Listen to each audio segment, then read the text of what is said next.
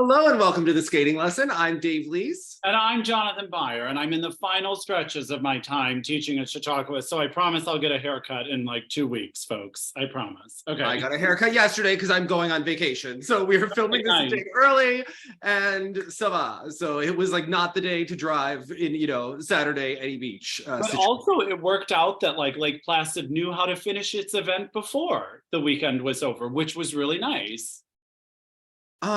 Sure.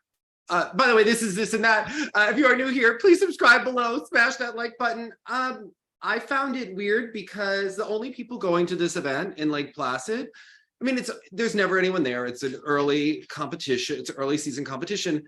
They had it on a Monday, Tuesday, and a Wednesday, and I don't really know the reason for that. People went up on the weekend, so they were actually using the arena over the weekend to practice. And who knows the logistics of the arena and what it was. It's just a strange thing that like these competitions go in like Monday and Tuesday now. It's a odd time. Usually it's towards the end of the week. Who knows with scheduling and whatnot, but it's a little odd. And I think if you're a parent, maybe you wind up taking the days off, whether it's the weekend and you're there earlier for competing. It's just a strange, I would think, actually, for the audience, of course, even when skating was booming, it was always those weekday portions of a competition that were less attended. I don't know who's going to an event on a Monday. I don't know that. Not that this was an event for the public. It's an event for the people that compete there, and you hope that the younger kids stick around and go, but odd. just odd. I don't. Of course it is. Yeah. Okay. It's all right. But let's get into it because this Lake Placid event, we saw Davis and Gleb Smolkin debut for Georgia. They won the competition, although they did not win the rhythm dance. They had a little issue on their twizzles, and I'm curious what you think. There's so much about this team. They were such an important team. This was Eteri's daughter. She was getting them onto the Russian Olympic team. Many people didn't feel that they deserved it. I called it more than a year in advance that she would go. I was called crazy then. They had toyed around with going to the US. It's interesting to watch them, and I'm curious what you really make of them. They split with Igor Spielbond, and they're with Kiliakov. Kiliakov really had a lot of junior success for a long time with the Greens, with the Parsons, with the Greens, with McNamara and Carpenter, and they've had different teams, and this is kind of a bigger stage for them, more attention after, especially we saw Green and Parsons, win for Cottons in 2022. They had just missed out going to that Olympic team. I'm wondering what you think of their packaging. Okay, so the theme of Lake Placid for me personally was how different the teams were based on the material, either in the rhythm dance where some excelled, or the free dance where others were excelling. I thought their free dance was the rhythm dance rather, was exactly what I expected. To me, it was a little cheap, a little like on the nose, a little blah. The free dance was interesting with the Black Swan in that it was the first time I noticed or was allowed to notice how balletic Gleb's deportment is in those like opening poses and things like that. Even though in my opinion, it was a bit overdressed, the back positions, the leg extensions were lovely. And I giggled and thought of you immediately as you have talked about the recycling of a tutu to make up for other shortcomings. And out comes like the most tutu of tutus for Diana, whose deportment is not nearly as balletic as Gleb's. And there was an interesting moment or two, I thought, when she was upside down and he was behind her and had the leg out. That was a real highlight moment. They do have presence, they do have speed, but there seems to be, as often we find in ice dance, a real discrepancy in the quality between the two skaters. And I just don't find, despite the tutu, that Diana is sort of convincing in a balletic situation as much as Gleb is. That's my take. Oh, wow, I controlled my ADD so well there because let me tell you, I have so many thoughts on this. And we applaud you for that effort, Dave. Okay. My brain is like exploding. Okay. You know, I believe that there is a reason that Kiliakov hasn't gotten higher, and that is packaging. I find often that people from Russia, and we'll get into this, they don't have a gag reflex. And what that means, and I think it's sort of cultural, there are certain things that we're going to get into patent by and that program. You know, there are different cultural nuances and sensitivities that they don't have. And, you know, patent by being white kids skating to Bobby Brown, to me, that's cringe. You know, for a Russian, maybe assimilating Black culture is, they don't see it, right? And what's mainstream and what's not. And that's, you know, there's no hard line there. That's a taste call, which in my opinion, they don't have. I don't think that eteri has ever had the highest level of taste, but it's so interesting. Did you ever watch Project Runway when Sasha Cohen was on? They had created this dress for her. This woman, Zulima, won, and she did all of this like intricate work. That's basically Gleb's shirt with some shoulder pads over it. He is the star of this team, although her mother is the political engine and why we're paying attention, although his father is a famous actor in Russia. All right. So they actually use a lot of the Spielbahn tricks. So Spielbann's MO in ice dance is to find a very wealthy, very thin girl and to get a very strong boy with nice lines and to have him essentially drag her. By the way, this is what Madison Chalk and Evan Bates are still doing. And they are using some of the things, and I want you to rewatch the program and the Twizzles, essentially, because this is an Igor Spielbahn trick, and actually he does program, Dave, in both or in both. Okay.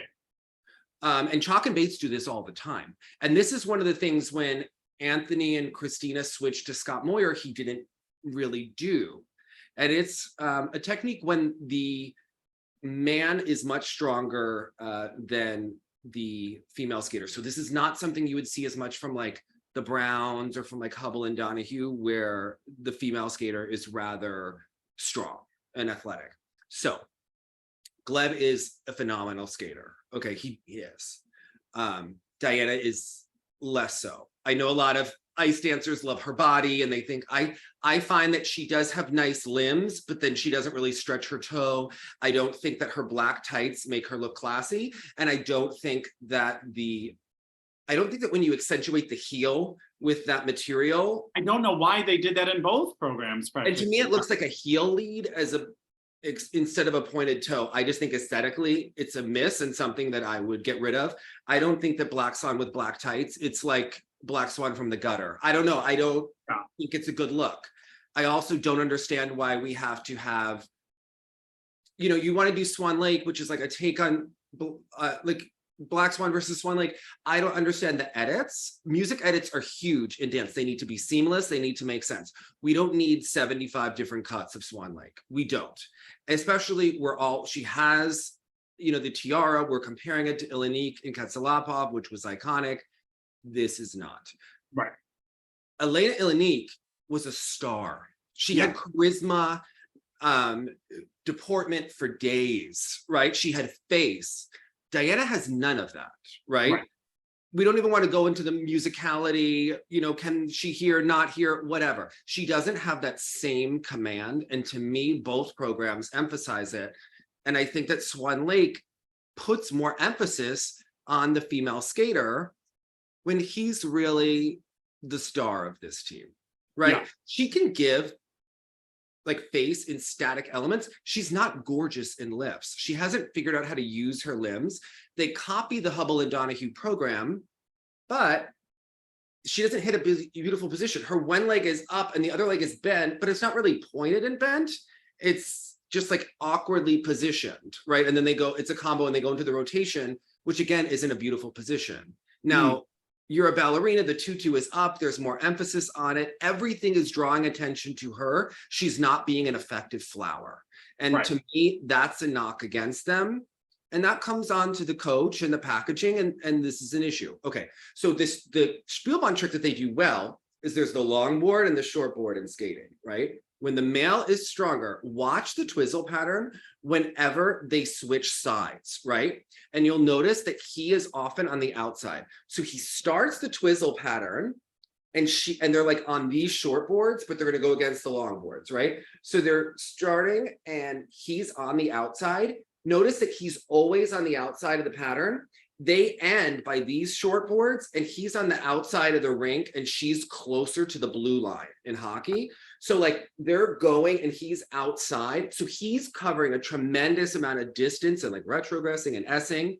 She's not, but because he moves so much, it looks dynamic and you think that they're both covering ice, as opposed to Marilyn Charlie, where it was like a very literal pattern. This, they're changing direction and all of that new Kama Sutra stuff that they do in the middle of the twizzle patterns to like jazz it up as a transition. And then we go back to do the second and third set. It's all masking typically when the female skater is not covering ice. Chalk and Bates do this still. So yeah, watch whenever the guy is flipping around on both sides. They would often do this in a lot of Meryl and Charlie's step sequences and transitions. Charlie would be flying around Meryl like 3-4 times, like throughout the program. He's constantly switching sides of her body, and it's to make them look more dynamic and to make them look more powerful than perhaps they both are, right? And you wouldn't see it as much with Hubble and Donahue is because they're both strong skaters, so there's not the need to do it.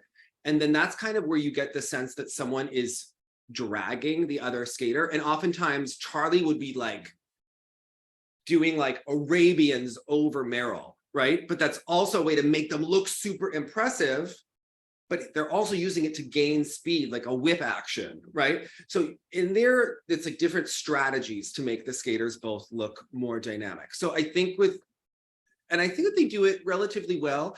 I think getting through 4 minutes of Swan Lake is a lot for this. I'm not interested. Yeah. At all. I just don't care. Frankly, we've seen Swan Lake 1,000 times. If you're going to do it, you got to look like Sasha Cohen or Oksana Bayul or Elena Ilinik. Otherwise, I have no interest. Okay. Yeah.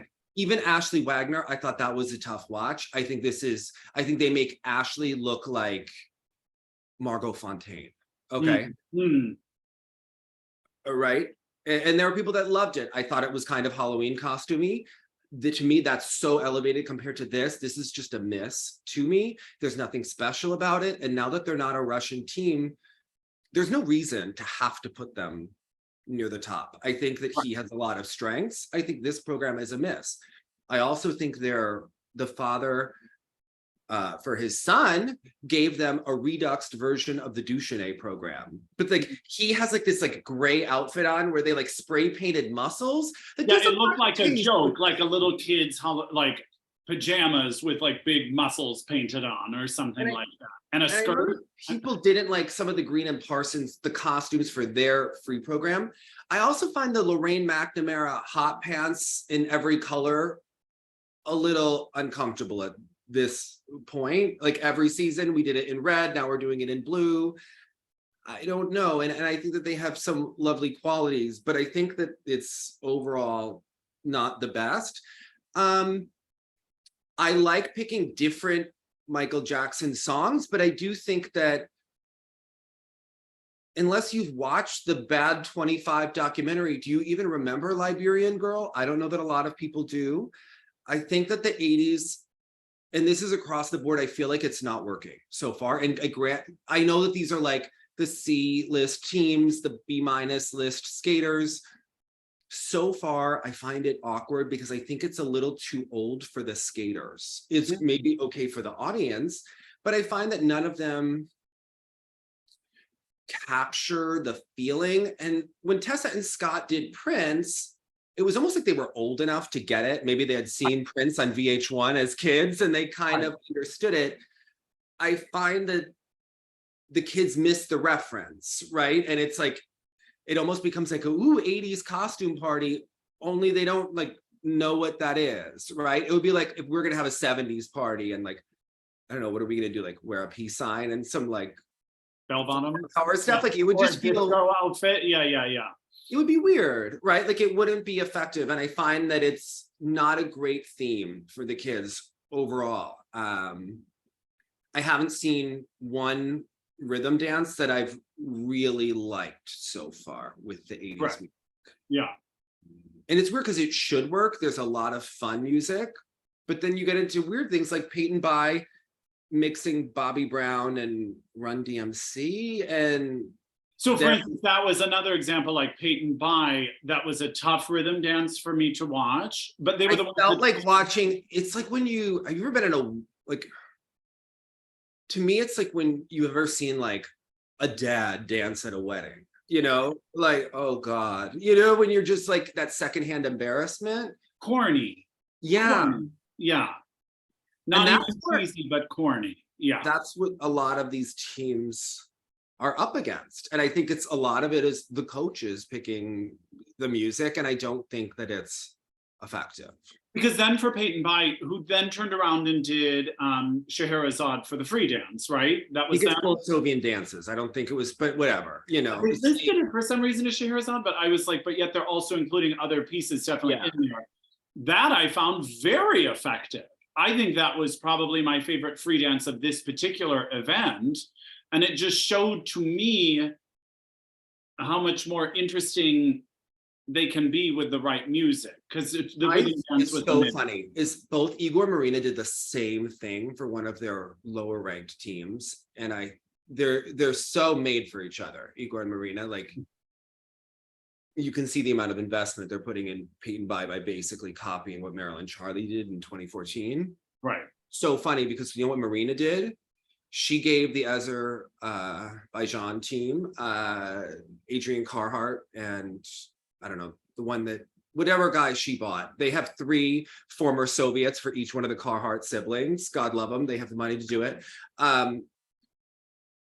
She is doing Skyfall, the Adele, which is what, and it's so funny because Ilya Chechenko is there, and it's what Tobias and Stagmunis did in 2014 at those Olympics. And it's like, I mean, she doesn't do the pantomime of the gun, but it just feels so dated and so unoriginal, as though like, okay, I don't care about you that much to actually spend emotional energy on your program.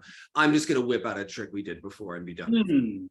I mean, even having said that, though, I still preferred that Scheherazade free dance over all the others. Well, sometimes when these coaches go by tried and true, it's better than when they try to be original. So yeah, fair enough. Yeah. I have to say, I thought it was pretty rough. Remind me the name of the other. It was Carpenter and Spiridonov. Yes. Yes. So they were McNamara and Spiridonov. McNamara. I knew I was mixing them up somehow. It's like, wait a minute. They stopped changing. I just figured out who's with who. But I always confused the other team before. And this is like my brain just like couldn't do it because Quinn was the name of the sister on Daria and Quinn was the guy's name. Now it's a unique name. I don't know many Quinns in general. I like the name Quinn, but like I love that show Daria so much that I could never remember which one was Carpenter, which one was McNamara, and whose name went first and what. Okay. And frankly, I didn't get invested enough in them to ever. I mean, what was interesting here is I feel like they must be very conscious of their speed, and they both seemed like not in a difficult way, but they seemed to be almost outrushing each other at various points. So many times one was surging ahead and one was catching up, and they took turns at doing it. Where sometimes when we see that there's like a difference in level, but here it just seemed almost frantic. Maybe that's because it's early and they're almost trying to keep up with the program itself. But I felt at often points there were like big distances between them and they were sort of chasing each other because one was speeding up and one was slowing down at varying points. Yeah. But I did like I liked their free dance. Their timing of the twizzles, especially the way it worked with that minimalist music was a pretty cool moment in the beginning. And then the rest maybe just seemed like it hadn't gelled yet. Is it their same program that they did last year in different colors, or does it just look like the same program they did last year in a different color? To that point, I don't remember. I don't remember the program enough, and I don't remember which piece of music. And frankly, I don't care. Also. Yeah. But essentially, it's the same program Green and Parsons did 2 years ago, which they then did last year, and then they're doing it this year, and it's either in different colors or not. Like, you know, kind of like how Mino and San did Nessun Dorma and they just changed the colors of the ombre every year. From the blue to the purple to the, yes. They did it 3 times and they had 3 different color ombres. Okay, we see you, Jenny Mino. All right. I was intrigued here. Like I watched Jeffrey Chen with his new partner, and then I watched Jeffrey's old partner with her new partner. But they were all part of this, like, don't score me, I'm not really placing. It was like they were auditing the competition or something. Do you know what that was about? No, they weren't in the international portion. Oh, is that what it was? Jeffrey Chen, I believe, was in the national portion of this competition. Got it. It was unclear to me how they were organized. Well, because I was confused, because like a lot of the same teams did Dallas 2 weeks ago in junior and then did this competition. And the kids that I skate with were like 9th or 10th in Dallas, and then they were 4th here. And I was like, how did they improve 5 places in, I mean, it's their first year, they're great kids, they work hard, but you're like, how did you jump 5 places? And you're like, oh, the top 5 the top ones last week are in international. Yeah. Got it. Okay. Yeah. Jeffrey looks great as ever. Just lovely. I was unsure how strong the new partner is. And then watching back and going and seeing the old partner, I was like, she looks amazing. So I don't know what happened there. I mean, if I didn't know they had already been together, I would think to myself, oh, they should be together. But, you know, it's not great when you're watching skaters, like watching Victoria and Nikita. I don't know that I ever watched them and didn't think he should go back to Illinique. Right. They made more sense together. They were more interesting. It's not great when the entire time you're watching and you're like, well, I think the other one might have been stronger. Yeah. Now I have to say the Browns. I've never been sure on this team just because short doesn't sell in ice dance typically, historically. I think Marie-France. Is that who they're with?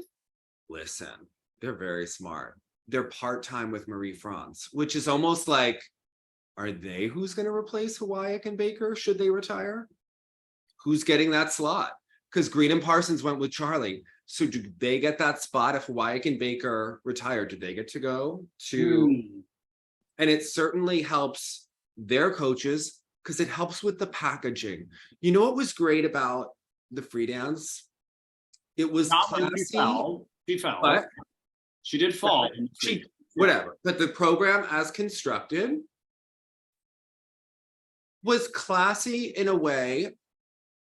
Safe, perhaps. I thought the middle of it had some lovely movement when the music changes.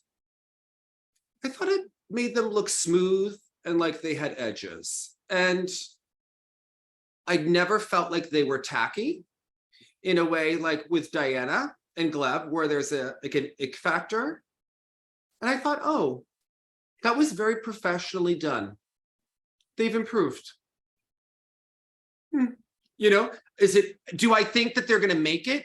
No, but could they move to Montreal and keep improving? Yeah, like they could probably beat Christina and Anthony, and with the right music and right training. I mean, to be honest, I was utterly underwhelmed by the free dance. First of all, it's ironic to be skating to all by myself when you're not. Yes. Agreed. But it was, now this could be part of this. It's early in the season. It was clumsy. It was not quite gelling. I felt nothing. I thought it was expected. I thought it was on the nose a little bit. I just thought. But sometimes expected in the, like, it's weird. There's like good expected and bad expected, right? So I can understand why people are going to get mad being like, you're contradicting yourself, right?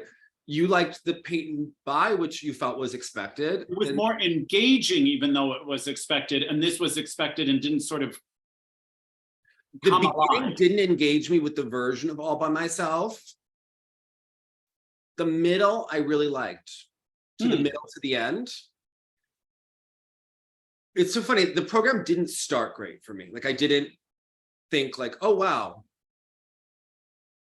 Actually, the McNamara Inspiradana program, I thought when she like leaned on him, I thought that was really cool in the beginning. This program, I thought, but as it went along, I was like, you know, the Kilyakovs and other coaches, I thought that they could watch this and sort of learn about pacing and building a program, and you know, that it has like 3 acts and how that could kind of work. And I thought compared to what we've seen the Browns do in the past, that this was a lot better. Okay. We saw them skate actually in the spring when we saw Jason Brown and Roheen skate, and they did their old rhythm dance. And we were not. It was a questionable taste situation. I don't even know if we were whelmed. Were we underwhelmed, whelmed, over, you know. I would say it was between under and whelmed, right? Somewhere in between. No, I was at least whelmed, if not slightly over, right? Like on the scale. I thought they've gotten better. They're moving in the right direction. Okay. And I don't know how this is going to work, but they're both powerful skaters. You know, they work with Joel Deere and Inessa. Inessa did a lot of the technical work for Natalia Dubova. When Dubova was the head coach, she was the actual like technician. And I think that they have some nice run of edge. I think it works well with kind of Patch's theories of skating. And I thought, I didn't care for the rhythm dance. And actually, it's not that the music was bad, where they don't let the sun go down on me, Elton John, right? Yeah, it was a unique, they were trying to at least do something a little off the beaten path that way. And it was fun. Again, it was like a classy choice. Like, it's not an ick choice. I just thought, oh, I don't think this 80s is really nailing it so far. But nothing has landed thus far. You haven't seen like the really top teams do it yet. But I thought, oh, it was okay. But I did notice, I will say, watching them against Diana and Gleb, I was originally surprised that they finished first, and then seeing the programs, I was like, that makes sense. They have much better skating skills. Like, they have more power in all of their turns. So, and they bend their knees and get into their edges. I don't know what the ceiling is for that team, but you know, they. Yeah. Well, almost where Gleb is here and Diana is here, and the Browns are here. So yeah. But if you're here and you keep like inching ahead, I don't know that Diana's ever going to like get magically better. And certainly in this environment. Yeah. I don't know. Them being with Kilyakov feels like a placeholder, unless he's going to suddenly learn how to make really engaging programs that work. Or bring in someone else, or let her. Yeah, I don't know. Yeah, I don't know. But what the son was doing with his partner made me think, oh dear. With this, you know, like this, we've got a Russian issue with the program. Yeah, the son's outfit alone, aside from the program itself, where they were like rolling around on the ice and lifting up their legs and doing weird stuff, I was just. Well, I was originally worried because when I clicked on the thumbnail and I saw the bright red and the gray, I was like, oh my God, are they doing Schindler's List? You know, we're missing. Yeah. It was missing. I was like, oh, okay. You knew it was something expected. Yeah. But that we were not expecting. You know, so also we saw Mishina and Galliamov's new short program, Beethoven's Ode to Joy. I thought it was a good-ish. You know, Jonathan, I get wanting to spruce up pieces of classical music that may read like a war horse, but I feel like there has to be a balance. And to me, the whole heart of the program in the middle is all sound effects and no melody. And like when they're doing their side-by-side spins, it's just all garbage sound effects when I want to actually be hearing the themes. The theme. Yeah. Of which there are so many to pull from. I mean, it's a whole symphony, and that's just one movement from it. But they really just use that one melodic lick really towards the end, it took me a second to understand that's where that was going. And their moves are so extended and they're so beautiful and all these things, but all of the pieces weren't adding up to one sort of giant emotional experience for me, but just the quality of what they do is great.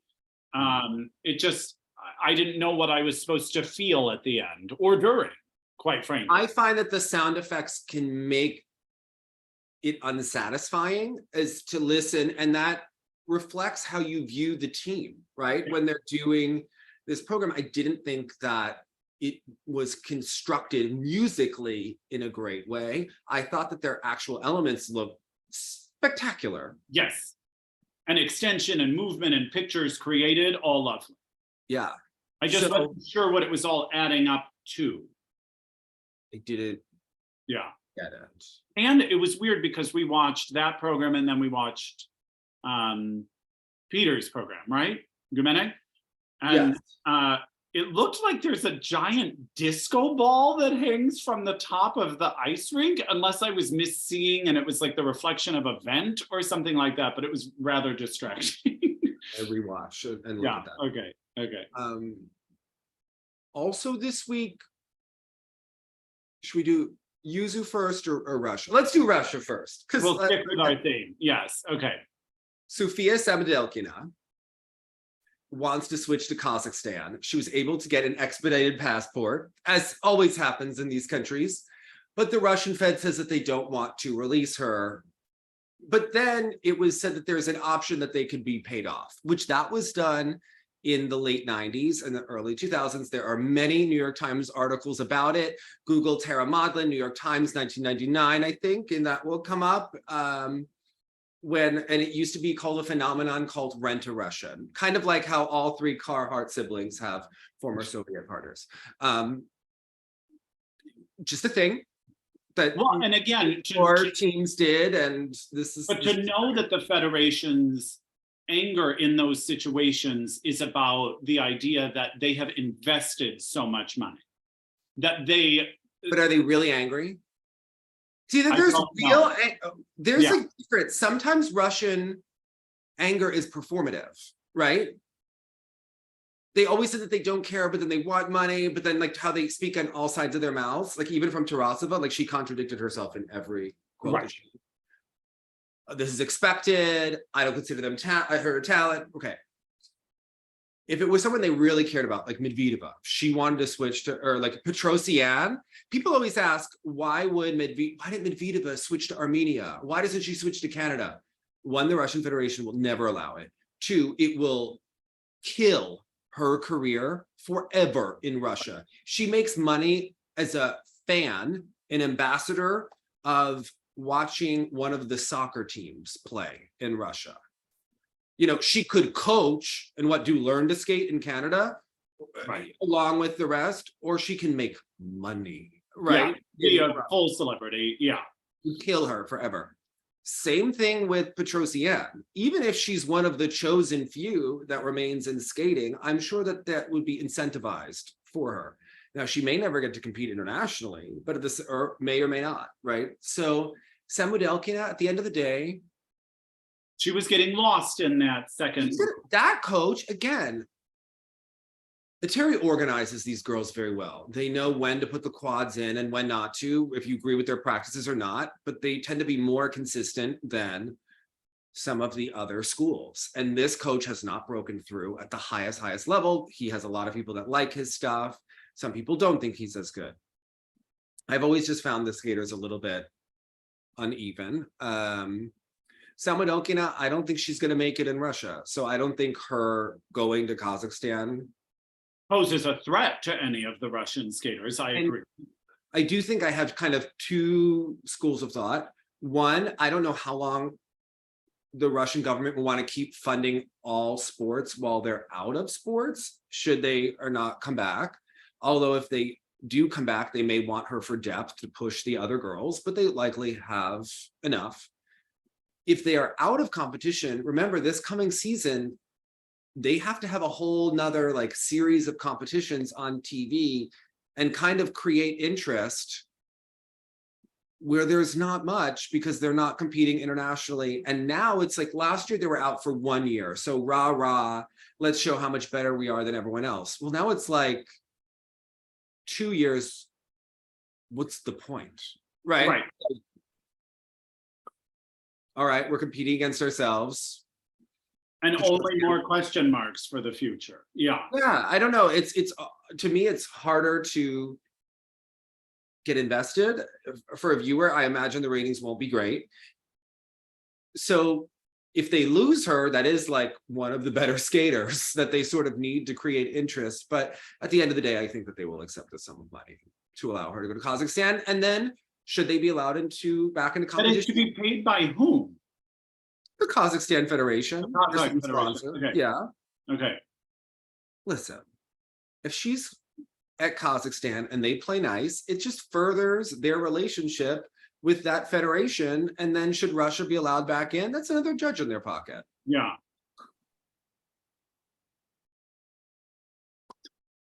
Georgia, Kazakhstan, like, yeah. Yeah. Do you know what I mean? All of these places with the deep connections. Yeah. I don't think they're going to lose sleep over it, or at the end of the day. Oh, we can't let this one go. We can't let Samodelkina go. She's too good.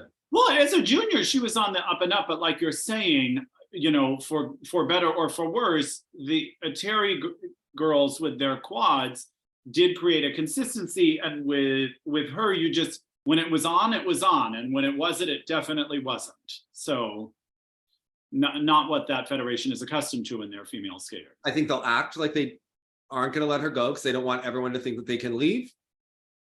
And they think that they will accept a sum of money to allow this to happen. Yeah. Which is what happened in the 90s. Yeah. I'm curious what kind of numbers they look for. Like 30,000. But remember, there was also a settlement when Bruno Massot was leaving the French Federation for the German Federation. Remember, there was talk about money there. So this is common practice between these federations. So, and if you want to leave the US, they also put a price tag on you, except you are expected to pay it. Yes. So it's not like just Russia to do it. In the US, they're like, we'll make you pay back every cent we've ever given you, right? They make it very hard to leave now. Strange. Well, because they don't want a situation where Alexia Paganini is leaving the US and then at the Olympics for another country. Like, it's embarrassing in a sense. If you leave before you get on Team USA, it's fine. Once you get on Team USA and they start pumping money into you, then it becomes much harder, right? Okay. So there are always negotiations that can take place. I mean, right? Like if they want to swap skaters or whatnot. It's kind of prenup. Yeah. It's how that works. So, and you can understand where if you spent like $1 million on a skater, you wouldn't want to let them go. But oftentimes, it's hard because, like, I always think about Jenny. Like, she was one of the top 5 skaters in the US. She was patently better than most of the other skaters around the world. She was likely a top 10 skater. Right. Her mother, I don't know, her grandmother, Norwegian, right? She didn't represent Norway. She could have, right? And that would have gotten her right there.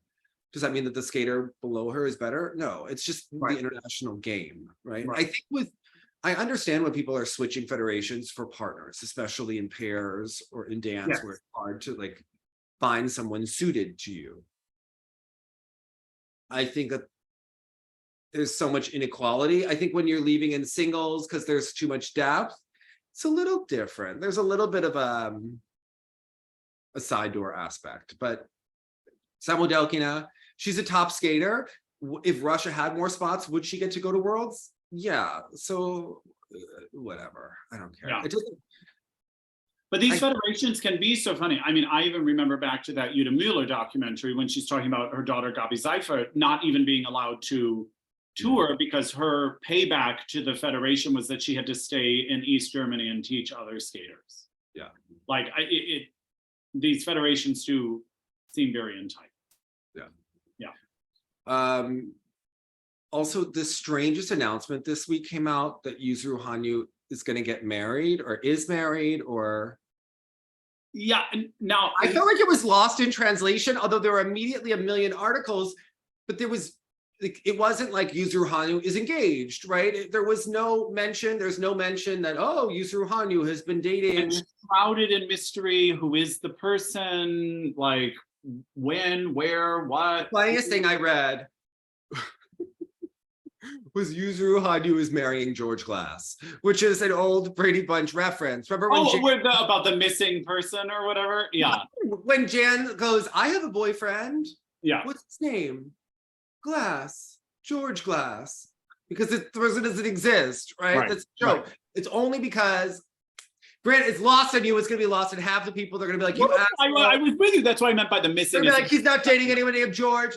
It's an expression. Okay. Anyway. We don't know who the person is. Whatever. You want to get married and not announce who the person is? Good for you, but then why announce that you're getting married, right? When you want that level of... Right. Listen. Is that part of the intrigue that will keep us looking forward to the next article? Yeah. Who is the father of Miki Ando's baby, right? Like the mystery continues. Yes. I love these skating mysteries. But he's never discussed his personal life as far as I can remember that way in the press. It's also, there's this thing where Suni Lee has this issue with her kidneys, right? It reminds me of the Alexa situation. She keeps referencing this issue with her kidneys and says, when I got a diagnosis. And you're like, is anyone going to go, what was the diagnosis? Because we talk about your issue all the time without saying what the issue is. Right. Also, I watched a Suni Lee thing. Come on, the girl has a kidney disease of some sort. She has a father who's paralyzed. She's a reigning Olympic champion. The second question, which was asked by the Today Show, how do you feel about Simone coming back? And I thought, FFS, okay? Like she's not great on her own merit. Can't she give that patent quote? Can we all say, oh my God, I'm so glad Simone is coming back? Do you think she's really that glad she's the reigning Olympic champion? Congrats, I'm not going to win again. But at this time, well, we'll be more famous and probably make more money on tour. So, and we'll get the team gold medal. They do it in... You can't give an honest quote about that. You have to be like, I'm so inspired that Simone is coming back. But also, like, come on. Like, you have her... I thought it was so rude of the Today Show to ask that. Like, you're like, wow, you are so tone deaf on what's been going on in this girl's life for the last 6 months. So, yeah. And she's coming back herself, so... And it wasn't a question like, are you glad to be coming back with Simone? It was so... Yeah, you must love Simone too, because we do. And it's like, that's her competitor, that's her teammate, like that's so... And they literally just want to get that 5-second clip of her to show on Today's Show to be like, I'm so glad Simone's coming back with me. Yeah. But that's what's going to sell. And she's the one that's famous. And you know what? Because more people will watch the broadcast, more people will ultimately follow all of them on social media, and they will all benefit. So, but still come up with better questions. Yes. What's it like to do gymnastics? It's like, what? That beam is hard, Jonathan, right? Yeah. Tell us about that. It's like, what about it? What are you talking about? Isn't Simone amazing? Yeah. Yes, she is. She sure is. So am I when I won the gold medal when she wasn't able to. Do you know what I mean? Like, what? Hello? Yeah. So funny. There are people that aren't going to get that, what we were just saying, and the nuance of that. But you know what? It's all good. A little something for everyone. Yeah. Hold it. 6 years. I know.